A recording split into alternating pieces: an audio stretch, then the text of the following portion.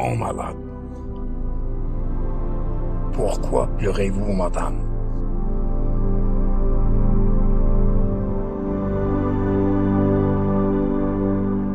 Il s'en alla me chercher le fameux matériel et ne revint qu'après 2 heures du matin. Il me parla. Vous ne dormez pas encore? Non, lui dis-je. Il me donna une boîte en carton contenant le kit de néphrostomie et en me déclarant: j'ai passé tout ce temps à faire les démarches administratives et des heures d'attente pour enfin l'obtenir. Il ajouta: il est trop tard pour la néphrostomie. Il vaut mieux dormir. Demain matin, avant de m'en aller, je veillerai à ce que vous soyez le premier à être opéré. Il me conseilla par la suite d'être vigilant et de cacher la boîte dans un lieu sûr, sous l'oreiller par exemple, car à son avis, certaines personnes sont malhonnêtes et n'hésiteraient pas à cambrioler ce genre de matériel, me confia-t-il. Une douleur aiguë à mon flanc gauche m'empêchait de dormir. À l'aube, un sommeil profond me prit, un bref instant. Je me réveillai en sursaut. C'était déjà 7h30 du matin. J'enfonçai ma main sous l'oreiller pour vérifier si le carton n'avait pas été dérobé par un vaurien. Heureusement, il était toujours là, bien enfoui. Aïcha était déjà là. Elle avait tout fait pour voir le chef du service d'angiologie pour le supplier d'intervenir le plus vite possible auprès du service d'urologie, afin que ma dérivation urinaire ne soit pas reportée à un autre jour, avant qu'il ne soit trop tard, parce que le renvoi des opérations à une date ultérieure ou indéterminée était fréquent dans cet hôpital. Ce médecin-chef ne demeura pas sourd à ses prières. Il intervint par téléphone pour accélérer la procédure de mon urgence médicale. Vers 8 heures du matin, j'étais allongé sur un brancard tout nu, recouvert d'un drap blanc, poussé par un infirmier du service. En arrivant dans la salle d'opération, un professeur chirurgien et un médecin stagiaire étaient déjà là. Ils m'aidèrent à me placer à plat ventre sur la table d'opération urologique. L'un des deux commença par faire tourner manuellement une sorte de manivelle qui faisait remonter le plateau articulé du milieu de la table. Mon bas-ventre se relevait un peu plus à chaque mouvement. Je ressentais une forte pression abdominale.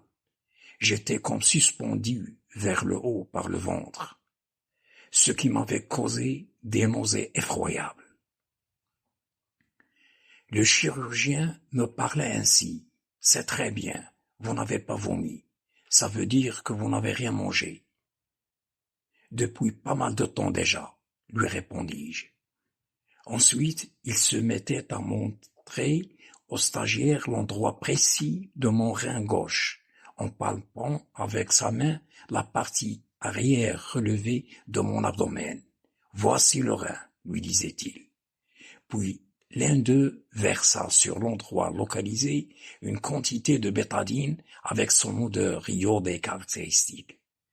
J'ai senti le liquide glacé se répandre sur mon flanc gauche, suivi d'une sensation d'être piqué par une aiguille. C'était sûrement une injection d'anesthésie locale. Les nausées s'atténuaient peu à peu, puis je ressentis une pression non douloureuse qui me faisait comprendre qu'il s'agissait à coup sûr de l'insertion à travers la peau du cathéter dans mon rein gauche. Les deux médecins travaillaient avec aisance. Ils discutaient, plaisantaient. Soudain, j'entendis le chirurgien qui faisait un mouvement brusque en disant à son stagiaire: goûte un peu au baroque. Ce dernier sursauta en arrière, assurément pour éviter d'être sali par l'urine qui jaillissait du tube qui reliait la cavité rénale avec l'extérieur. J'avais retenu de cette anecdote que l'intervention réussit, le chirurgien manifesta son sens de l'humour, en tournant le sérieux en ridicule. Les tuyaux déversant l'urine avaient été introduits dans 2 bidons vides, placés de chaque côté de la table d'opération. À la fin du drainage, le professeur me montra les bidons en me déclarant: « Regardez un peu la grande quantité d'urine que vous avez dans les reins. » Je remercie les 2 médecins pour leur sens du devoir, de leur compétence et du temps qu'ils m'avaient consacré. Les 2 tuyaux avaient déjà été raccordés chacun à sa poche en plastique. En quittant la salle d'opération, j'ai retrouvé Aïcha qui m'attendait avec impatience. Elle me posa des questions auxquelles je répondais avec enthousiasme. Toute ma gêne physique et ma douleur s'étaient atténuées de façon spectaculaire. Tous mes tourments et mon sombre désespoir s'étaient envolés. Je me sentais libre et léger, comme un papillon prêt à voler. Je reprenais mes dessins, je parlais, je retrouvais le goût de la nourriture. Je dormais convenablement en faisant abstraction de ma fistule jugulaire temporaire, qui était toujours là et me rappelait sa présence à chaque mouvement de la tête. Les 2 tuyaux, plantés sous mon dos, avec leur sac de recueillement d'urine, et bien sûr l'amputation de mes 2 jambes. 2 jours plus tard, j'étais transféré au service d'urologie. Je recommençais à m'intéresser de nouveau à mon entourage, aussi bien aux personnes hospitalisées qu'au personnel médical. Ainsi, j'avais connu de près un jeune homme de son prénom Karim, qui avait partagé avec moi la même chambre d'hôpital pendant presque 2 semaines. Issu d'un bidonville de la ville de Salé, qui disait tout sur sa condition socio-économique.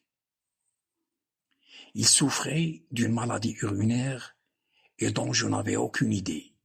Tout ce que je savais, c'était lorsque le médecin urologue lui avait demandé oralement de prendre des médicaments avant de subir une intervention chirurgicale.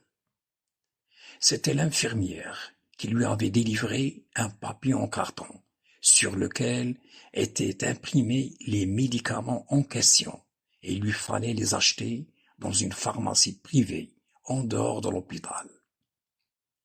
À savoir que son droit à l'hospitalisation n'était possible qu'en présentant un certificat d'indigence et qu'il avait droit aussi d'acquérir ces médicaments auprès de la pharmacie de l'hôpital. En revenant de la pharmacie, il m'avait raconté que le prix de ce traitement était de 500 dirhams, un prix hors portée pour quelqu'un comme lui. Il me confia qu'une infirmière du service lui avait proposé de lui céder la moitié du prix en échange de ses médicaments préopératoires. Il lui répondit: « Je n'ai que 100 dirhams, pas plus. » Quelques instants plus tard, le brancardier polyvalent, d'après mes estimations, arriva avec un sac en plastique dans une main et tendant l'autre à mon camarade de chambre, Karim, en lui chuchotant: « Donne les 100 dirhams, voilà les médicaments. » Une fois parti, l'infirmière entra dans notre chambre et s'adressa à Karim. « Donne ces médicaments. » Elle prit le sac, le vérifia et le cacha dans un coin du placard mural de notre chambre et le ferma à clé, en lui rappelant que c'était elle qui veillerait sur la prise de ces médicaments. C'était une mise en scène de mauvais goût. Le lendemain matin, vers 10 heures, nous entendions le médecin urologue appeler l'infirmière par son prénom et lui demander si le malade Karim avait pris ses médicaments ou pas. Elle lui répondit de loin et à haute voix, effrontée. Oui. Or, ce n'était nullement vrai. Selon Kérim, c'était la meilleure issue de secours pour être soumis à une opération chirurgicale. Son but était soigner sa maladie, et qu'importe le reste. Après une semaine, et juste après le départ de mon collègue au bloc opératoire, l'infirmière vint retirer le sac de médicaments du placard, comme si rien ne s'était passé. C'était, à mon avis, une manœuvre frauduleuse, grave et dangereuse pour la santé de ce jeune homme de la part de cette infirmière qui exploita à son profit la faiblesse d'un jeune malade pauvre et analphabète. J'étais sûr que ce scénario se répétait plusieurs fois de la même manière et de façon endémique.